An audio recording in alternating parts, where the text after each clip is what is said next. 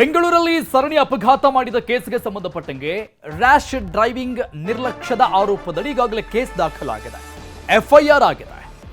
ಹಲಸೂರು ಠಾಣೆಯಲ್ಲಿ ಎಫ್ಐಆರ್ ದಾಖಲಾಗಿದೆ. ನಿನ್ನೆ ರಾತ್ರಿ 10 ಗಂಟೆಗೆ ನಡೆದಂತಹ ಘಟನೆ ಇದು.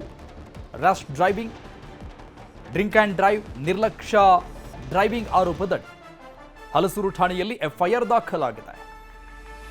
ಎಂಪಿ ಆಕ್ಟ್ 185 BNS 281 ಅಡಿ ಪ್ರಕರಣ ದಾಖಲಾಗಿರೋದು.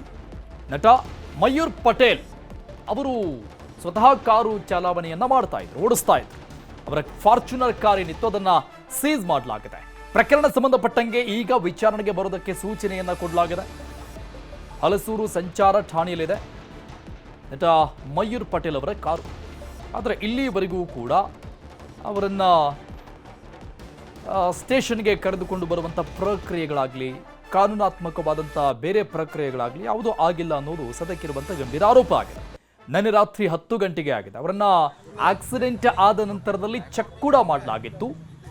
ಅಂದರೆ ಡ್ರಿಂಕ್ ಮಾಡಿ ಕಾರನ್ನು ಓಡಿಸಿದ್ದಾರೆ ಏನು ಎತ್ತ ಅಂತ ಅಲ್ಲೂ ಕೂಡ ಅದು ರುಜುವಾತಾಗಿತ್ತು. ಡ್ರಿಂಕ್ ಆ್ಯಂಡ್ ಡ್ರೈವ್ ಮಾಡಿರೋದು.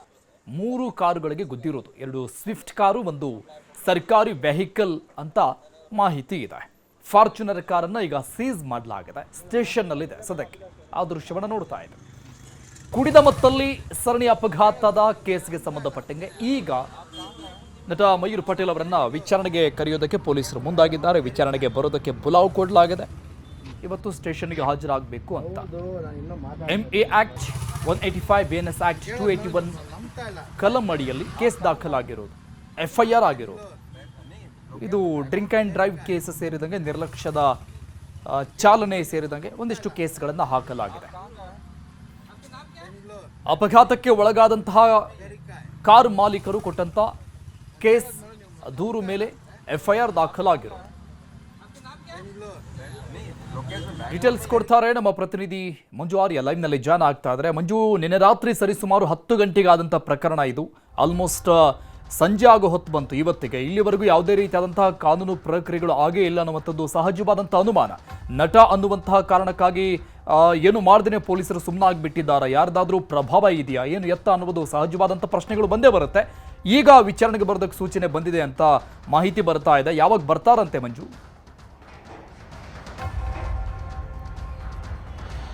ಖಂಡಿತವಾಗ್ಲೂ ಅರುಣ್, ಆಕ್ಸಿಡೆಂಟ್ ಪ್ರಕರಣಕ್ಕೆ ಸಂಬಂಧಪಟ್ಟಂತೆ ಈಗಾಗಲೇ ನಟ ಮಯೂರ್ ಪಟೇಲ್ಗೆ ಈಗಾಗಲೇ ನೋಟಿಸ್ ಅನ್ನು ಕೂಡ ಹಲಸೂರು ಸಂಚಾರಿ ವಿಭಾಗದ ಪೊಲೀಸರು ಮಾಡಿರುವಂಥದ್ದು. ಇಲ್ಲಿ ಪ್ರಮುಖವಾಗಿ ನಿನ್ನೆ ರಾತ್ರಿ 9ರಿಂದ 10 ಗಂಟೆ ಸುಮಾರಿಗೆ ಕುಡಿದು ತನ್ನ ಫಾರ್ಚುನರ್ ಕಾರ್ನಲ್ಲಿ ಅತಿ ವೇಗವಾಗಿ ಬಂದು ಮುಂದೆ ಇದ್ದಂಥ 3 ಕಾರುಗಳಿಗೆ ಡಿಕ್ಕಿ ಹೊಡಿತಾರೆ. ಡಿಕ್ಕಿ ಹೊಡೆದಂಥ ಸಂದರ್ಭದಲ್ಲಿ 3 ಕಾರುಗಳು ಕೂಡ ಈಗಾಗಲೇ ಡ್ಯಾಮೇಜ್ ಆಗಿರುವಂಥದ್ದು. ಅದರಲ್ಲೂ ಕೂಡ ಓರ್ವ ಕಾರು ಚಾಲಕ ಶ್ರೀನಿವಾಸ್ ಕೊಟ್ಟಂತಹ ದೂರಿನ ಈಗಾಗಲೇ ಪೊಲೀಸರು FIR ಅನ್ನು ಕೂಡ ದಾಖಲು ಮಾಡಿಕೊಂಡಿದ್ದಾರೆ.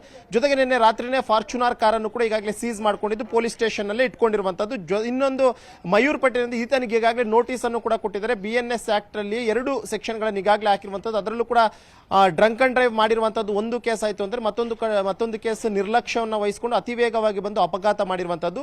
2 ಸೆಕ್ಷನ್ನಲ್ಲಿ ಕೂಡ ಅಷ್ಟೇ ಸುಮಾರು 6 ತಿಂಗಳ ಕಾಲ ಜೈಲು ಶಿಕ್ಷೆ ಇದೆ. ಆದರೆ ಇಲ್ಲಿ ದಂಡವೂ ಕೂಡ ಅಷ್ಟೇ ಕಟ್ಬೋದು. ಇಲ್ಲ ಅಂತಂದ ವೇಳೆಯಲ್ಲಿ ಅದು ಜಡ್ಜ್ನ ಮೇಲೆ ಡಿಪೆಂಡ್ ಆಗುತ್ತೆ. ದಂಡನೂ ಕಟ್ಸ್ಕೊಳ್ಬೋದು, ಇಲ್ಲ ಅಂತ ಜೈಲ್ಗೂ ಕೂಡ ಅಷ್ಟೇ ಬಿಡ್ಬೋದು. ಸದ್ಯಕ್ಕೆ ಈಗ ಮಯೂರ್ ಪಟೇಲ್ಗೆ ನೋಟಿಸ್ ಅನ್ನು ಕೂಡ ಕೊಟ್ಟಿದ್ದು, ನೋಟಿಸ್ ತಲುಪಿದಂತ 24 ಗಂಟೆ ಒಳಗಾಗಿ ವಿಚಾರಣೆಗೆ ಹಾಜರಾಗುವಂತೆ ಈಗಾಗಲೇ ಒಂದು ಸೂಚನೆಯನ್ನು ಕೂಡ ಕೊಟ್ಟಿದ್ದಾರೆ. ಆದರೆ ಇದುವರೆಗೂ ಕೂಡ ಯಾವುದೇ ರೀತಿಯಂತ ರೆಸ್ಪಾನ್ಸ್ ಬಂದಿಲ್ಲ. ಇದೇ ರೀತಿ ಏನಾದರೂ ಮತ್ತೇನಾದರೂ ರೆಸ್ಪಾನ್ಸ್ ಬಂದಿಲ್ಲ ಅಂತಂದ ವೇಳೆಯಲ್ಲಿ 2ನೇ ನೋಟಿಸ್ ಅನ್ನು ಕೂಡ ಅಷ್ಟೇ ಸರ್ವ್ ಮಾಡೋದಕ್ಕೆ ಪೊಲೀಸರು ಮುಂದಾಗ್ತಾರೆ. 2 ನೋಟಿಸ್ಗಳು ಕೂಡ ಯಾವುದೇ ರೀತಿಯಂತ ರಿಪ್ಲೈ ಕೊಟ್ಟಿಲ್ಲ ಅಂತ ವೇಳೆಯಲ್ಲಿ 3ನೇ ನೋಟಿಸ್ಗೆ ಬಂಧನ ಮಾಡಿಕೊಂಡು ಆತನನ್ನ ಇಂಟ್ರಾಗೇಷನ್ ಮಾಡೋದಕ್ಕೂ ಕೂಡ ಅಷ್ಟೇ ಇಲ್ಲಿ ಅಧಿಕಾರಿಗಳು ಈಗಾಗಲೇ ಸಿದ್ಧತೆಗಳನ್ನ ಮಾಡ್ಕೊಳ್ತಾ ಇರುವಂತಹದ್ದು. ಅರುಣ್, ಓಕೆ ಮಂಜುನಾಥ್, ಈಗ ಈ ಆಕ್ಸಿಡೆಂಟ್ ಆಗಿರುವಂಥದ್ದು 2 ಸ್ವಿಫ್ಟ್ ಕಾರ್ ಮತ್ತೆ 1 ಗೌರ್ಮೆಂಟ್ ವೆಹಿಕಲ್ ಅನ್ನೋ ಮಾಹಿತಿ ಏನಿದೆ. ಈಗ ಅವರು ಏನು ಆರೋಪ ಮಾಡ್ತಾ ಇದ್ದಾರೆ, ಯಾಕೆ ನಿನ್ನೆ ನೈಟೇ ಈ ಬಗ್ಗೆ FIR ಆದರೂ ಕೂಡ ಇನ್ನೂವರೆಗೂ ಕರೆದಿಲ್ಲ ಆ ವ್ಯಕ್ತಿನ, ನಟ ಅನ್ನೋ ಕಾರಣಕ್ಕಾಗಿ ನಿರ್ಲಕ್ಷ್ಯ ಮಾಡ್ತಾ ಇದ್ದಾರೆ ಅಂತ ಮಾತುಗಳು ಕೇಳಿ ಬರ್ತಾ ಇದೆ. ಸೊ ಅವರ ಆರೋಪ ಏನಿಗೆ? ಎಸ್, ಖಂಡಿತವಾಗ್ಲು. ಯಾಕಂದ್ರೆ ಇಲ್ಲಿ 3 ಕಾರುಗಳು ಡ್ಯಾಮೇಜ್ ಆಗಿರುವಂತದ್ದು. 3 ಕಾರಿನ ಮಾಲೀಕರು ಸದ್ಯಕ್ಕೆ ಪೊಲೀಸರ ಬಳಿ ಹೇಳ್ತಾ ಇರುವಂತದ್ದು, ನಮ್ಮ ಕಾರುಗಳನ್ನ ಇಲ್ಲ ಅಂದ್ರೆ ಸರಿ ಮಾಡ್ಕೊಡಿ, ಇಲ್ಲ ಅಂತಂದ್ರೆ ಆತನ ವಿರುದ್ಧವಾಗಿ ಕಾನೂನಾತ್ಮಕವಾಗಿ ಒಂದು ಕ್ರಮವನ್ನು ಜರುಗಿಸಿ ಅನ್ನುವಂಥ ನಿಟ್ಟಿನಲ್ಲೂ ಕೂಡ ಅವ್ರು ಹೇಳ್ತಾ ಇರುವಂತದ್ದು. ಯಾಕೆಂದ್ರೆ ಇದು ಯಾವಾಗ ಮೊದಲನೇ ಇಮಿಡಿಯೇಟ್ ಆಗಿ ಏನು ಇನ್ಸಿಡೆಂಟ್ ಆಗುತ್ತೆ, ಇನ್ಸಿಡೆಂಟ್ ಆದ ಸಂದರ್ಭದಲ್ಲಿ ಕಾರನ್ನ ಸೀಸ್ ಮಾಡ್ಕೊಳ್ತಾರೆ, ಆತನ ಡ್ರಿಂಕ್ ಅಂಡ್ ಡ್ರೈವ್ ಚೆಕ್ ಮಾಡಿಸ್ತಾರೆ, ಕುಡಿದಿರುವಂತದ್ದು ಸಾಬೀತಾಗುತ್ತೆ. ಯಾವುದೇ ವ್ಯಕ್ತಿ ಕುಡಿದು ಪೊಲೀಸರಿಗೆ ಸಿಕ್ಕದಂತ ವೇಳೆಯಲ್ಲಿ ಆತನಿಗೆ ಆ ಒಂದು ವೆಹಿಕಲ್ ಅನ್ನ ಕೊಡೋದಿಲ್ಲ. ಬದಲಾಗಿ ಯಾವುದಾದ್ರೂ ಬದಲಿ ಡ್ರೈವರ್ ಇದ್ದಂತ ವೇಳೆಯಲ್ಲಿ ಆತನ ಕಾರಿನ ಡಾಕ್ಯುಮೆಂಟ್ಸ್ ಕಲೆಕ್ಟ್ ಮಾಡಿಕೊಂಡು ಕಾರನ್ನ ಆತನ ಜೊತೆಲಿ ಬಂದಂತವ್ರು ಕೊಟ್ಟು ಕಳಿಸ್ತಾರೆ. ಆದ್ರೆ ಇಲ್ಲಿ ಆತ ಒಬ್ಬನೇ ಇದ್ದಂತ ಕಾರಣಕ್ಕೋಸ್ಕರ ಆತನಿಗೆ ಕಾರ್ ಕೊಟ್ಟಿರಲಿಲ್ಲ, ಬದಲಾಗಿ 10,000 ರೂಪಾಯಿ ದಂಡವನ್ನು ಕೂಡ ಈಗಾಗಲೇ ಹಾಕಿರುವಂತದ್ದು. ಅದನ್ನು ಇವತ್ತು ಕೋರ್ಟ್ ನಲ್ಲಿ ಕಟ್ಟಿ ಅಂತ ಕೂಡ ಈಗಾಗಲೇ ಸಂಚಾರಿ ಪೊಲೀಸ್ ಸೂಚನೆಯನ್ನು ಕೊಟ್ಟಿದ್ದಾರೆ. ಮತ್ತೊಂದು ಕಡೆ ಕಾರಿನ ಚಾಲಕರು, ಯಾಕಂದ್ರೆ 3 ವೆಹಿಕಲ್ಗಳು ಡ್ಯಾಮೇಜ್ ಆಗಿರುವಂತ ಕಾರಣಕ್ಕೋಸ್ಕರ ಅವರು ಕೂಡ ಅಷ್ಟೇ ನಮ್ಮ ಕಾರುಗಳನ್ನ ಸರಿ ಮಾಡ್ಕೊಂಡು ನಮ್ದು ಯಾವುದೇ ರೀತಿಯಂತ ತಪ್ಪಿಲ್ಲ ಅಂತಂದ್ರು ಅತಿ ವೇಗವಾಗಿ ಬರ್ತಾರೆ, ಕುಡಿದು ವೆಹಿಕಲ್ ಅನ್ನು ಓಡಿಸ್ಕೊಂಡು ಬಂದು ನಮ್ಮ ಕಾಲೇಜಲ್ಲಿ ಡ್ಯಾಮೇಜ್ ಮಾಡಿರುವಂಥದ್ದು. ಅವರು ಕೂಡ ಅಷ್ಟು ಈಗಾಗಲೇ ಕೇಸ್ ರಿಜಿಸ್ಟರ್ ಮಾಡ್ಕೊಳ್ಳಿ, ಕಾನೂನಾತ್ಮಕವಾಗಿ ನೀವು ಹೋಗಿ ಅಂತ ಕೂಡ ಈಗಾಗಲೇ ಸೂಚನೆಯನ್ನು ಕೊಟ್ಟಿದ್ದಾರೆ. ಈ ಒಂದು ಕಾರಣಕ್ಕೋಸ್ಕರ ಇವತ್ತು ಪೊಲೀಸರು ಮಧ್ಯಾಹ್ನದ ವೇಳೆಗೆ ಆತನಿಗೆ ನೋಟಿಸ್ ಅನ್ನು ಕೊಟ್ಟಿದ್ದಾರೆ. ನೋಟಿಸ್ಗೆ ಇಮಿಡಿಯೇಟ್ ಆಗಿ ನೀವು ಹಾಜರಾಗಿ ವಿಚಾರಣೆಗೆ ಒಳಪಡಬೇಕು, ಜೊತೆಗೆ ಘಟನೆ ಬಗ್ಗೆ ಮಾಹಿತಿಯನ್ನು ಕೊಡಬೇಕಂತ ಕೂಡ ಸೂಚನೆಯನ್ನು ಕೊಟ್ಟಿದೆ. ಆದರೆ ಇದುವರೆಗೂ ಕೂಡ ಅಷ್ಟೇ ಪೊಲೀಸರ ನೋಟಿಸ್ಗೆ ಯಾವುದೇ ರೀತಿಯಂತ ರೆಸ್ಪಾಂಡ್ ಕೊಟ್ಟಿಲ್ಲ.